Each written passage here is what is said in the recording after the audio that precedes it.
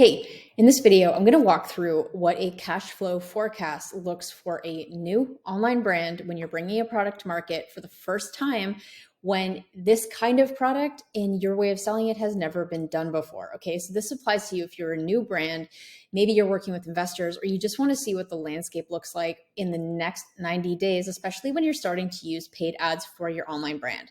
So I have included this cash flow forecast and e-commerce calculator below in the resource section, just below this video.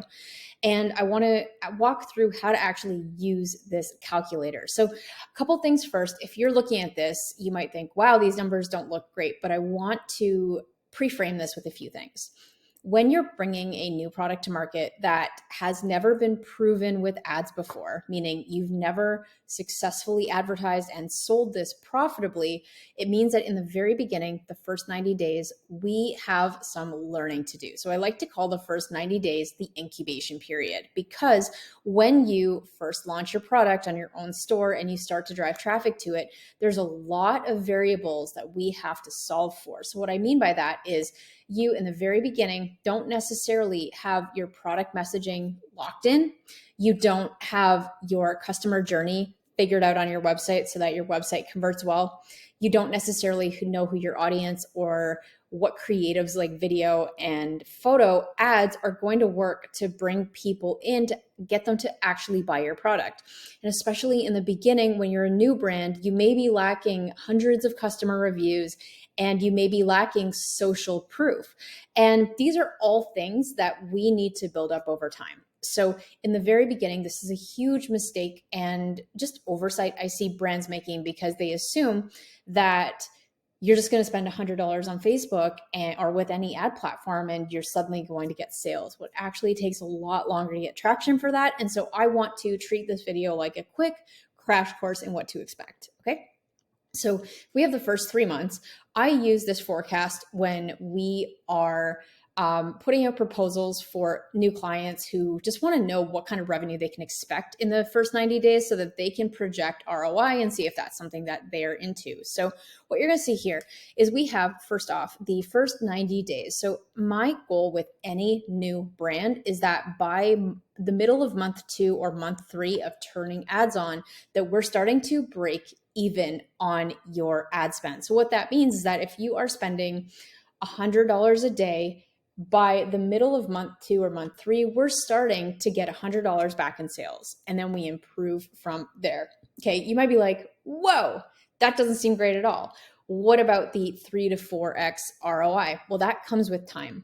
In the very beginning, you are testing a few different things. You're testing audiences, messaging, pricing, your website, your customer journey. You're building social proof, you're building better targeting data. So it takes time for things to work. So what we have over here, if we are doing a model of what to expect in the first 90 days, here is how that works. So we say that we assume a certain percentage of units sold from Facebook. So if for a new brand, you've just launched your website today, and you have no external sources of traffic. So that means that you're reliant 100% on Facebook in this model, or TikTok or whatnot, paid ads to bring in the traffic. So if we assume in the first month that 100% of your sales are coming from paid efforts, and then in month 2, it goes down to 97%, month 3, 95%. We have this because when you start to market your product, you're eventually going to start getting some traction on social media, customer referrals, maybe people are finding you at home shows, etc. So there's other things. So that's going to start tipping the balance when you start to build awareness outside of ads. Units sold per month. So I like to assume in the first month that, let's just set the expectation that we are not getting any sales in the first month. Of course, you're probably going to get some, but let's just assume 0, because in the first month, it is literally like we are spending money to get data. The data is going to tell us what audiences are resonating with your product. How does traffic, how do people interact with your website? Where do they drop off the page? do people abandon the cart or do they buy the product?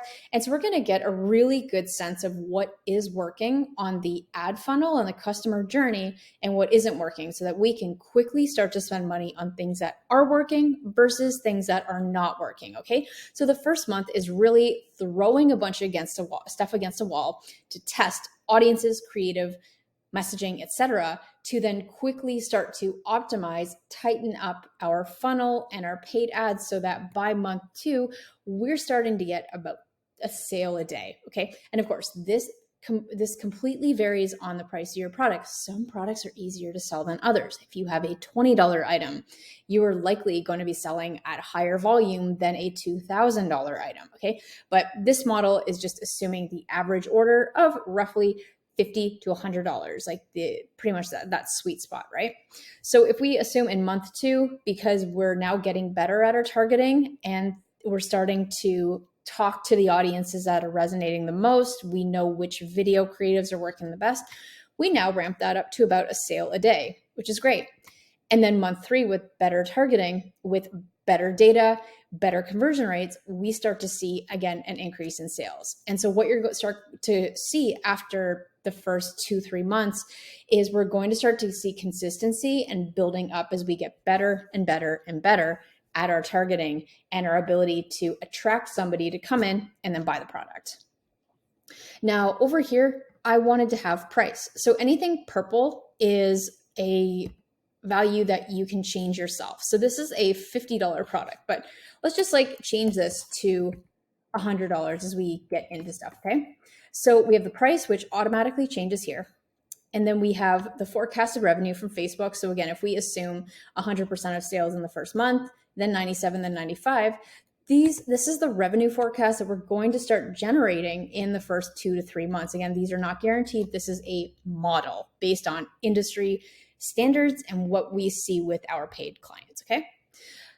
We then over here to have this thing called assumed CPA. So this is a customer or cost per acquisition, okay? So this is how much does it cost us to acquire one sale using this platform.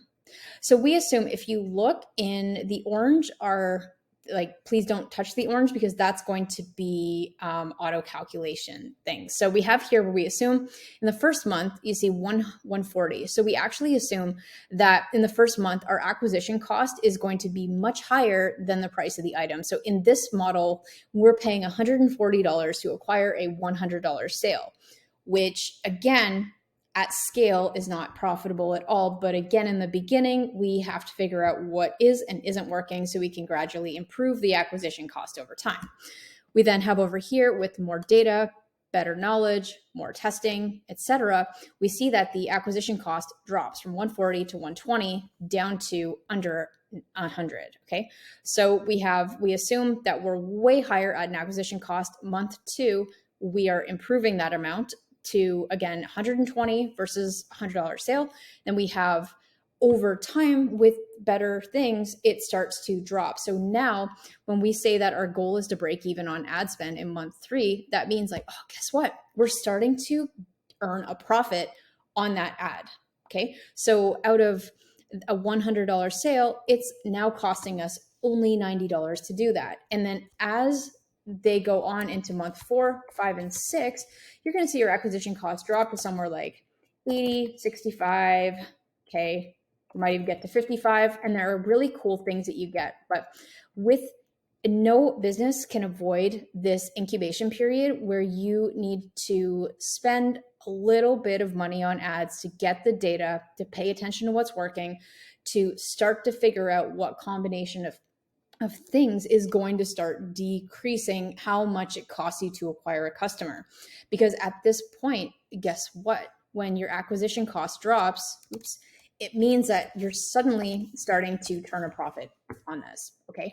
This is where we start to get into a scalable model of ads. So when businesses spend too much money out of the gate for a product that is unproven, and I say unproven because you have never been able to profitably sell it through Facebook ads at scale, then you have to be diligent to not spend too much money. So I like to spend a testing budget every month until we start to see good profit coming from your ads, I like to spend about $100 per day on a platform to give us enough data to optimize. And then what we do when we start to become profitable on ads, at this point, I would start to feel comfortable spending more money on ads. Okay. So at the point where you're starting to break even, that's when you could start to scale, because also the more money you give Facebook, TikTok to optimize, the lower your acquisition cost is going to be. So that's the point, really, in the first 90 days, that's what we expect to see. So a few things that we can do to improve your profitability is we want to focus on things like increasing how much somebody spends per order. So if your price is $100, but you say introduce a digital course or an accessory so that the average order goes up to $120, that gives you an extra $20 in profit per sale. So there are definitely things we want to do to start to optimize and improve the profitability as we start to scale and decrease your acquisition cost. Okay. Now, if you're wondering, like, well, how do I know how much I need to spend on ads per unit in order to be profitable? That's where we have this e-commerce ad calculator down here, where if you want to know what our target acquisition cost is, at which price anything below that's profitable, then what we want to do is we want to move down here to price and add $100 and say your cost of goods is 22.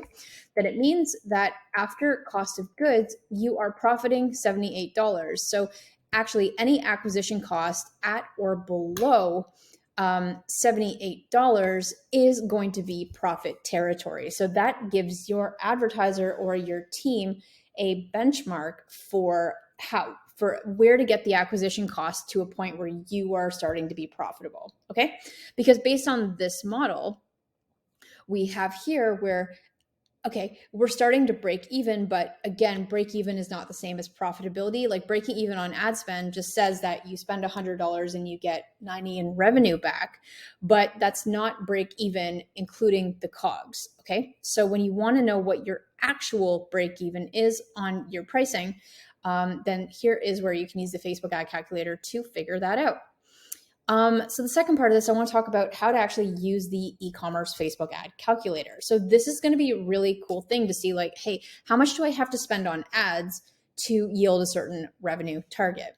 So if we assume that 100% of this revenue of $5,000 is the goal, is going to come from paid advertising, then if we have a revenue target of $500 and the average revenue per sale, which is the price of the product, is $100, this means that we need to acquire 50 customers. Okay. So down here, this is also where we're going to see improvements and things like that we have to tweak during the incubation period to start to get everything to work. Okay. So I want to run an example. Here we need to acquire 50 customers, and I changed the website conversion rate to 1%. So what this means is that for every 100 people that come to your website, one of them buy your product. So if you want to easily double your sales, you increase your website conversion rate to 2%. But let's just say it's 1%. Industry average means that your conversion rate on your website needs to be about 2.5 or higher to be average or above.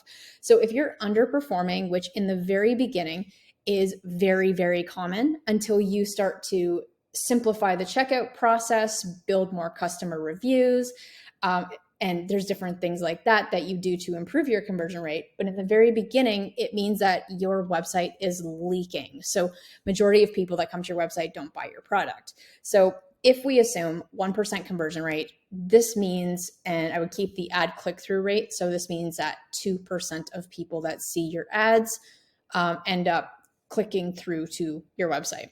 And going through here, you can see that based on these numbers, it is going to cost you $5,000 to get $5,000. So in this point, you are the classic break-even scenario on the ad spend to revenue ratio. But if we want to decrease how much we need to spend to yield these 50 customers, we focus on improving the website conversion rate. So I changed this to 2.5%, which means without changing anything else on the ads, just improving how your website performs, you just dropped how much ad spend you need to spend from 5,000 to 3,000, and your acquisition cost went from 100 down to 40.